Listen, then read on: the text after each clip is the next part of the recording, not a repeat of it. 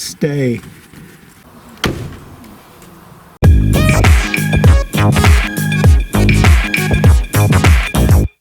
Well, it's been quite a while since I've done another episode of Back from the Brink. This is supposed to be episode 3 at this point in my life. However, due to work commitments, the world as it stands at the moment with Corona and all the lockdowns, available time and everything else, I haven't actually had a chance to be able to do a third episode. I think realistically, trying to get all of it into one episode isn't going to work, so I'm going to continue to do the series, but it will probably be more episodes, so 3, 4, 5, working along, doing as much as I can as I go. You can follow the journey with me, and we can hopefully get the old Calibra back on the road. It's a very sunny day, as you can see, and I'm slowly being absorbed by the roof lining, so hopefully if it goes completely black, it's because I've not turned into a ghost, I'm just submerged underneath the lining. Hopefully that'll last until the end of the video, as I can feel it's moving as it is. So let's have a quick walk around. Over down around here. So as you can see, the tyres are pretty shot, they're perished anyway, so we'll need to get some new boots for that. It's a shame because there's a lot of tread on them, but they're toast. So the wheels themselves don't look too bad. There's no real chips or burrs around the outside of any real magnitude, so they should be okay once they've had a clean. Bodywork wise looks okay. So needs a clean and a dust, but there's no real rust showing on there, which is good. Mud flaps are still intact. Skirts are still intact, including the jack covers as well, which is always a bonus, as a lot of them don't have the covers anymore. These bits are all still in place. Emission indicators, which is good. There's no aftermarket ones, although mine had green ones on, I think, when I left mine, sold my last one, but it was the 90s, so I'm allowed to be let off on that one. We do have one new addition, unfortunately, which is a bit of a shame. Not too sure how that's appeared, but bit of a gouge on there, but I'm sure we can get that filled and sorted out afterwards. A few marks on the side, not the end of the world, but it'll polish out anyway. Again, black tyre, lots of tread, but toast, completely flat and perished on the back. Still lots and lots of cobwebs, as you can see. Again, arch linings look okay. No real rust showing up or bubbling, which is good. Bumper paint still looks good. Spoiler itself is in good nick. The lacquer's peeled off quite significantly, but that can be redone, so that's no problem. Wipers are all perished, so we can get a new set of wipers. Glass is still good though, no probs. No real rust again in any of this. Rubbers have perished around the aerial, which is possibly why maybe there's air, or not air, but maybe there's moisture or water that's been seeping in, which is why the headlining is sagged inside. It's possible. This is perished, but that was perished on mine quite some time ago, so maybe we'll get a new aerial, although I think it still does work, which is good. Roof again, no dents, no real marks, just needs a wash. Again, around the scuttle, all good, no real marks or rust. Windscreen is in good nick with no chips and no damage. Through.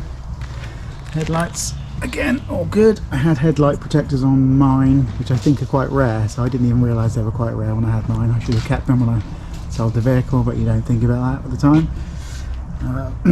Badge obviously needs replacing, which we can do. Bumper itself has no damage, which is good.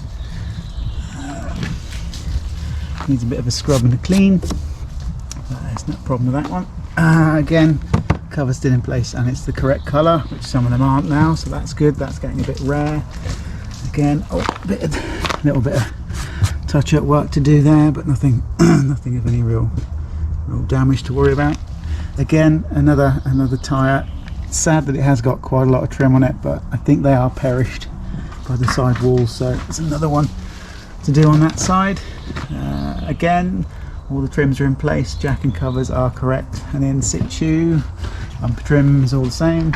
Mirrors are all good. I actually knocked the mirror clean off of the one I had on a gate post at my friend Thomas's house in about 1997. So that was a couple of £100 to fix, unfortunately, but there you go. Again, no rust showing at all.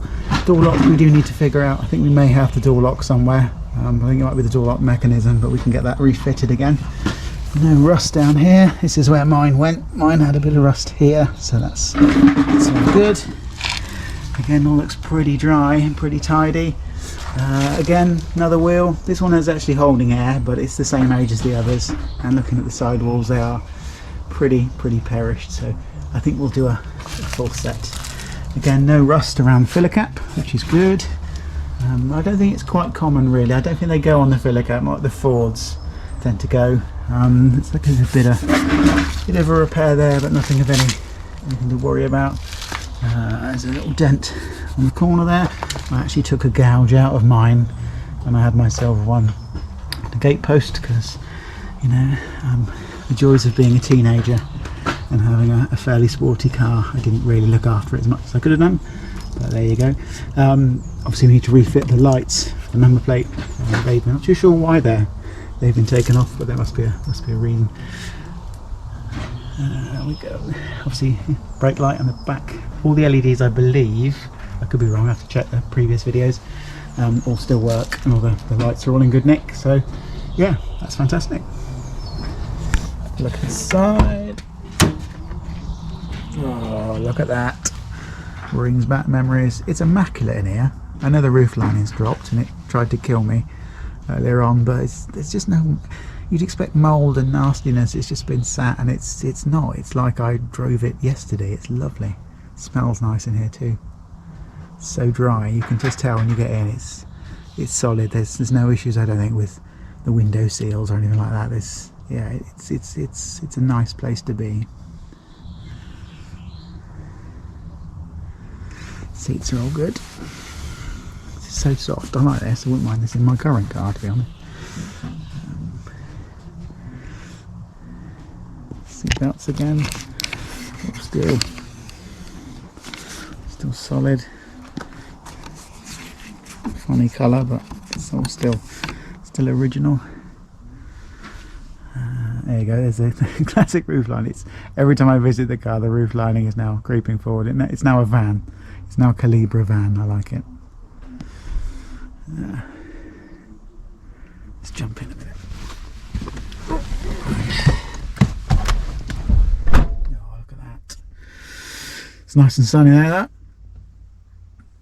Look at that. That's lovely. That. It's just wonderful.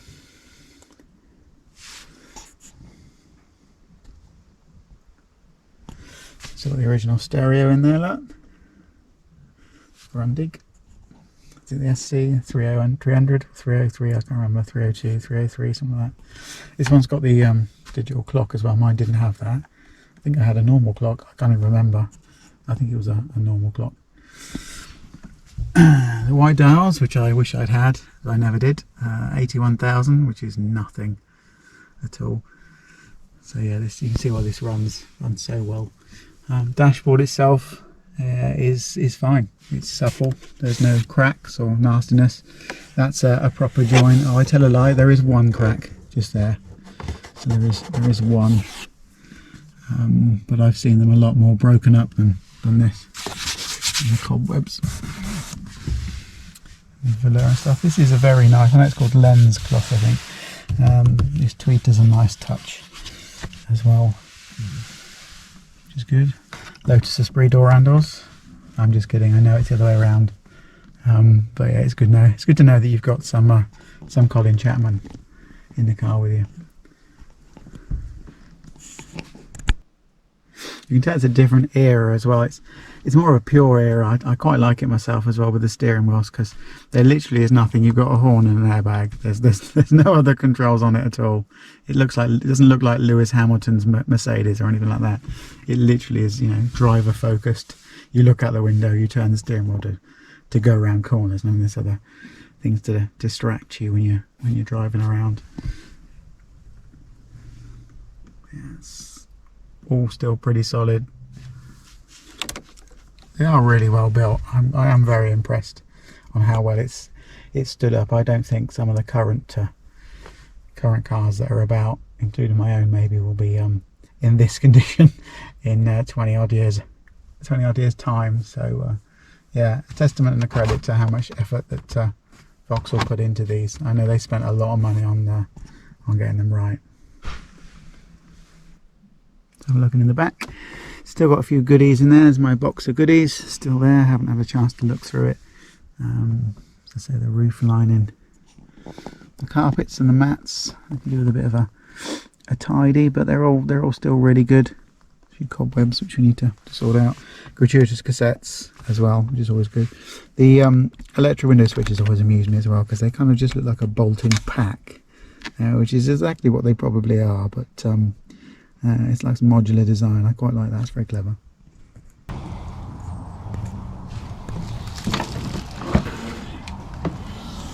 And here we have a whole box of goodies. I don't even know what is in here, to be honest. Some of it looks like it's from the car, some of it doesn't. But this is what I wanted to show. It's the power steering cooler. So we've managed to get a replacement power steering cooler. As I said, it's an eBay purchase. It's off a Cavalier, so it should be exactly the same. This is the whole system. I don't think we need the whole system itself, with all the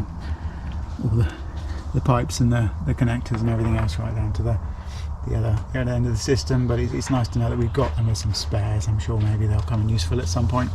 But this was the main bit, the corroded actual pipes that are exposed to the elements by the front grille was the bit that I really needed. So the next video hopefully will be us fitting that one. I can't actually run the car up at the moment. I am assured by the person who's looking after it for me at the moment that it does still start. The battery has actually been borrowed to rescue a work van, which was needed more importantly than the Calibra at the moment. So it's being used. So that's good. At least that's still having life in it. That's still retaining charge. So that is one less thing to worry about. In regards to parts, we've got some that have come through. We've got the power steering cooler in the boot, so that's from a Cavalier. I'm assured it's going to be the same unit in theory, so that should be fine. We've got a set of discs and a set of pads coming. I may have to order brake lines, and I may have to order fuel lines. I don't know yet. That's one of the things we may have to look into a little bit more. The car will need 4 new tyres because they're all perished anyway. 2 of them still retain air, the others, as you've seen from the outside, don't.